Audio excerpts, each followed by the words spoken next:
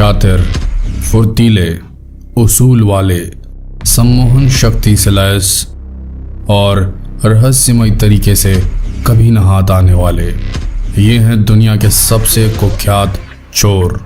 Bank डकैती, हीरे जवाहरातों की लूट, म्यूजियम में बेशकीमती चोरी और विश्व प्रसिद्ध ठग, ये वह शख्सियतें हैं जिन्होंने कलाकारों की तरह चोरियां की और जादूगरों की तरह गायब हो गए।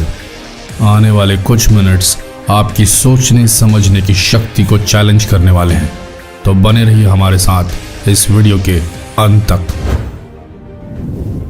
सब्सक्राइब करें हमारा चैनल और लेटेस्ट वीडियोस के लिए बेल आइकन को क्लिक करना ना भूलें। Number 5, society general bank robbery, France. सन 1976 फ्रांस का नामी बैंक सोसाइटी जनरल 2 दिन की फेस्टिवल छुट्टी के बाद खोला जाता है। जैसे ही कर्मचारी अंदर घुसते हैं तो 400 लॉकर टूटे हुए नजर आते हैं। जब लूट की रकम का एस्टीमेट बनाया जाता है तो लगभग 60 मिलियन फ्रैंक्स, जिसकी वैल्यू आज के हिसाब से अरबों रुपए होंगी, की चोरी हो जाने का पता चलता है। उस दिन लुटेरों ने फ्रांस के इतिहास की सबसे बड़ी बैंक रॉबरी की थी और दीवारों पर लिख दिया था, without weapons no hatred no violence. Police वाले हैरान थे कि अभेद्य वॉल्ट में चोरों ने कैसे सेंध लगा दी। बेहद मेहनत के बाद चोरी करने वाले गैंग के एक मेंबर की एक्स गर्लफ्रेंड के टिप पर पुलिस ने कार्रवाई की और उसे अरेस्ट किया। 3rd डिग्री टॉर्चर के बाद चोरों के गैंग के सदस्य ने सब उगलना शुरू किया और सारे गैंग मेंबर्स पकड़े गए, जिसमें चोरी का मास्टरमाइंड अल्बर्ट स्पाजियारी भी पकड़ा गया। अल्बर्ट स्पाजियारी बेहद कुशाग्र बुद्धि वाला व्यक्ति था, जिसने मात्र अपनी गर्लफ्रेंड को इम्प्रेस करने के लिए अपने जीवन की पहली चोरी की थी और जेल की हवा खाकर जब बाहर निकला तो सेना में भर्ती हो गया था। सेना से रिटायर होने के बाद उसने अपना खुद का फोटो स्टूडियो खोला था और आम जिंदगी जी रहा था, पर कहीं दिल में उसके कुछ बड़ा करने की आग धधक रही थी। अल्बर्ट स्पाजियारी फेमस होना चाहता था और रईसों की जिंदगी जीना चाहता था, तो उसने फ्रांस के नामी सोसाइटी जनरल बैंक को निशाना बनाने का सोचा, जिसे लोग अभेद्य सोचते थे क्योंकि वहां की तिजोरी अंडरग्राउंड थी। अल्बर्ट स्पाजियारी ने इस बात का अंदाजा लगाया कि इस बैंक में सेंध लगाने के लिए उसे सीवर सिस्टम का इस्तेमाल करना होगा और वहां से एक सुरंग खोदनी होगी जो सीधे बैंक की वॉल्ट रूम में खुले। उसे डर था कि बैंक स्ट्रांग रूम में किसी प्रकार का ध्वनि चलित सेंसर न लगा हो। ध्यान रहे, हम 1976 की बात कर रहे हैं, जब सीसीटीवी कैमरों का अस्तित्व नहीं था। बैंक के अलार्म सिस्टम को चेक करने के लिए अल्बर्ट स्पाजियारी ने एक बेहद यूनिक तरीका निकाला। वह बैंक गया और वहां एक लॉकर ली, जिसके अंदर उसने एक बेहद ताकतवर अलार्म घड़ी रख दी और अलार्म का समय आधी रात का सेट कर दिया। पर जब दूसरे दिन उसने पता किया तो बैंक वालों को भनक तक नहीं लगी थी। इशारा साफ था कि बैंक वालों को बैंक की अभेद्यता का इतना भरोसा था कि उन्होंने कोई अलार्म सिस्टम लगाया ही नहीं था। ये जानने के बाद स्पाजियारी ने प्रोफेशनल गैंगस्टर की टीम को हायर किया और बैंक के पास मौजूद सीवर से बैंक के अंडरग्राउंड वॉल्ट तक सुरंग खोदी, जिस काम में 2 महीने लगे। और फिर 2 दिन की छुट्टी के दौरान उसने अपनी टीम के साथ बैंक में लूट को अंजाम दिया। स्पाजियारी इतना शातिर था कि उसने सारे गैंग मेंबर्स को कॉफी और अल्कोहल से दूर रहने के निर्देश दिए थे और 10 घंटे की लंबी नींद लेने के लिए कहा था, ताकि उनसे कोई भी बड़ी गलती ना हो। पर वह पकड़ा गया। लेकिन रुकिए, ये इतना चालाक शख्स था कि भरे कोर्ट में इसने जज को एक पर्ची भेजी, ये कहकर कि इस जगह लूट का सारा माल रखा है, और ध्यान भटकाकर भरे कोर्ट रूम की खिड़की से कूद गया, जहां प्री प्लान तरीके से एक सिद्धहस्त बाइकर मौजूद था, जिसने तेजी से स्पाजियारी को वहां से गायब कर दिया। इस लूट की वारदात का मास्टरमाइंड स्पाजियारी फिर कभी जीवित हालत में पुलिस के हाथों नहीं आया। पुलिस कभी भी लूट की रकम रिकवर नहीं कर पाई। 52 साल की उम्र में स्पाजियारी का देहांत हुआ और उसकी बॉडी किसी ने उसकी मां के घर के सामने फेंक दी। स्पाजियारी की शातिर बैंक रॉबरी ने कई ऑस्कर विनिंग हॉलीवुड फिल्मों को आइडिया दिया था। Number 4, Frank William एबैगनेल।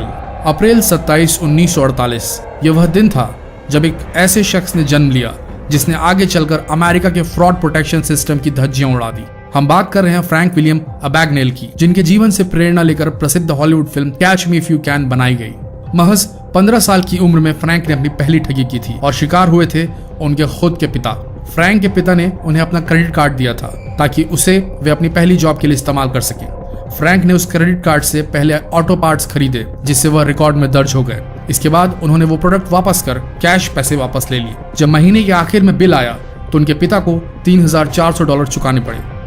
फ्रैंक के अंदर परसुएशन या अपनी बात मनवाने का एक ऐसा गुण था कि लोग हर बार उसके चकमे में आ जाते थे। उसे मॉडर्न जमाने का सबसे बड़ा ठग करार दिया जाता है। महज 21 वर्ष की उम्र में फ्रैंक ने खुद की 8 फर्जी आइडेंटिटी बनाई, 8 अलग अलग नाम से, 8 अलग अलग बैंक अकाउंट्स, जिनमें किसी में भी कोई भी रुपया नहीं था। पैसे ना होने के वक्त वे इन्हीं अकाउंट के चेक दे दिया करते थे।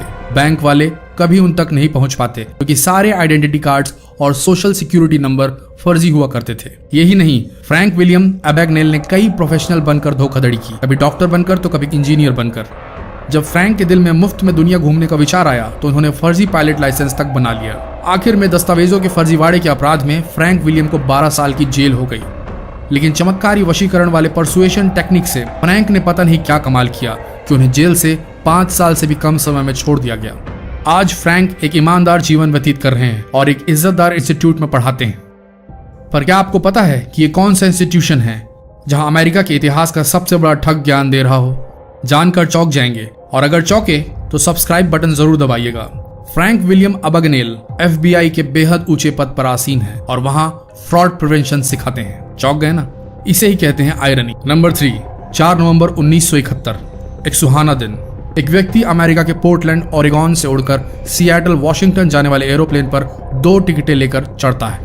उसने अपना नाम बताया, डैन कूपर। फ्लाइट की हवा में जाते ही लगभग 40 साल के बिजनेस सूट पहने कूपर ने एक खूबसूरत एयर होस्टेस की ओर इशारा किया। होस्टेस आगे बढ़ी और कूपर की तरफ झुककर बोली, how can I help you sir? Cooper ने अपने सूट को हल्का सा खोल कर दिखाया और कहा, मेरे पास बम है, और एयर होस्टेस की ओर इशारा किया कि वो उसके बगल में बैठ जाए। आपको याद है ना, कूपर ने 2 टिकटें खरीदी थी। उसके बाद कूपर ने जो किया वह अमेरिकी एविएशन इतिहास का अब तक का सबसे मुश्किल, हल नहीं किया जा सकने वाला एकमात्र प्लेन हाईजैकिंग कांड था। कूपर ने बड़े ही स्मार्ट अंदाज से सारे इंस्ट्रक्शन अपने बगल बैठी सुंदर एयर होस्टेस के माध्यम से न सिर्फ पायलट और क्रू तक पहुंचाए, बल्कि सीट पर बैठे बैठे ही सिएटल के एयर ट्रैफिक कंट्रोलर तक अपना मैसेज भी पहुंचा दिया। सिर्फ यही नहीं, कूपर ने $2 लाख की फिरौती की डिमांड रखी हाईजैक प्लेन में बैठे सारे यात्रियों और क्रू को जिंदा छोड़ने के लिए। हम अपने सब्सक्राइबर्स को बताना चाहेंगे कि ये रकम आज की डेट में यानी 2018 के हिसाब से $1.2 मिलियन होती है, भारतीय रुपयों में लगभग 8 करोड़ 66 लाख। हालांकि ये रकम चौथे पॉइंट पे मौजूद हैरी विंस्टन डकैती से कहीं कम है, पर पिंक पैंथर से कई गुना ज्यादा शातिर तरीके से की गई है। कारण अब आपको पता चलेगा। हवा में कई हजार फीट की ऊंचाई पे कूपर ने न सिर्फ अपनी सीट से बिना उठे पूरे प्लेन को अपने कब्जे में ले लिया था, पर जो एयर होस्टेस से घोषणा उसने कराई उसमें कहीं से भी यात्रियों को ये नहीं पता चलने दिया कि हाईजैकर असल में कौन है। कम से कम तब तक तो नहीं जब तक उन्हें सिएटल एयरपोर्ट पे उतरने से रोक दिया गया। तब तक जब तक सिएटल एयर ट्रैफिक कंट्रोलर ने $2 लाख, 4 पैराशूट, 2 ट्रक भरकर एरोप्लेन का ईंधन मुहैया नहीं करा दिया। उसके बाद कूपर ने प्लेन को फिर से उड़ाने के आदेश दिए। चूंकि सारे यात्रियों को फिरौती की रकम और बाकी सारे सामान उपलब्ध कराने के बाद छोड़ दिया गया था, इसलिए पूरा प्लेन खाली था। कूपर ने सारे क्रू को कॉकपिट में लॉक होने के लिए कहा और प्लेन को कम ऊंचाई पर उड़ाने के लिए कहा। जैसे ही प्लेन नेवाडा के ऊपर उड़ान भरने लगा तो कॉकपिट में बंद पायलट को स्क्रीन पर प्लेन का दरवाजा खुलने की वार्निंग दिखाई दी। चूंकि प्लेन का दरवाजा खुला था, सो क्रू मेंबर्स वापस यात्रियों वाले कैबिन में घुस नहीं सकते थे और प्लेन को जैसे तैसे नेवाडा हवाई अड्डे पे ऐसे ही उतारा गया। जब प्लेन की चेकिंग की गई तो पैसों से भरे बैग और 2 पैराशूट गायब थे। कूपर प्लेन से कूदकर भाग चुका था। पायलट की तुरंत जानकारी देने के बाद भी और नेवाडा के चप्पे चप्पे को छानने के बाद भी कूपर का आज तक कोई पता नहीं चल सका और आज तक ये गुत्थी नहीं सुलझ पाई है। तो आखिर कहाँ गया कूपर? फिरौती की रकम कहाँ गई? अब तक जिस नाम से इस शख्स को हम संबोधित कर रहे हैं, क्या वही उसका असली नाम था?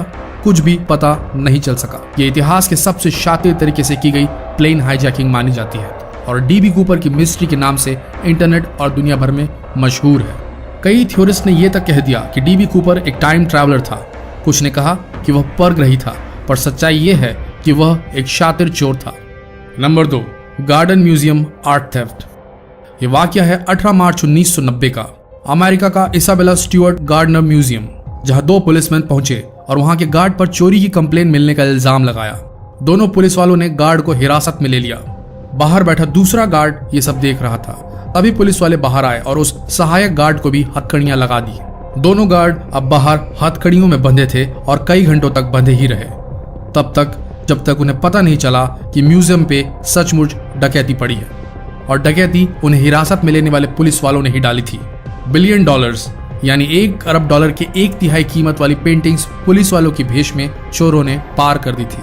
पुलिस वालों की भेष में वह शातिर चोर ही थे जिनका आज तक पता नहीं लगाया जा सका है। आर्ट फॉर्म चोरियों में ये हुई आधुनिक युग की सबसे बड़ी चोरी थी। नंबर 1, हैरी विंस्टन डकैती। दिसंबर 4, 2008 पेरिस का विश्व प्रसिद्ध ज्वेलरी स्टोर। दुनिया की नामी फैशन आइकन्स इस ज्वेलरी शॉप से गहने खरीदना पसंद करते हैं। एक सुहानी शाम वहां 3 सुनहरे बालों वाली हसीनाएं और एक बिजनेसमैन टाइप जेंटलमैन आते हैं। ये शाम का वक्त होता है जब स्टोर बंद होने वाली होती है, और जैसा कि आप सब जानते हैं, हर प्रोफेशनल स्टोर मालिक यही चाहेगा कि वो अपने ग्राहकों का खास ख्याल रखे।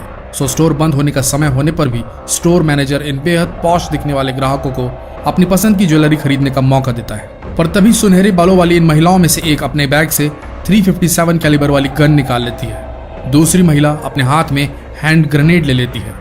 तब जाकर हैरी विंस्टन वालों को इस बात का एहसास होता है कि ये सुनहरे बालों वाली औरतें असल में मर्द हैं और स्टोर एक डकैती का शिकार हुआ है।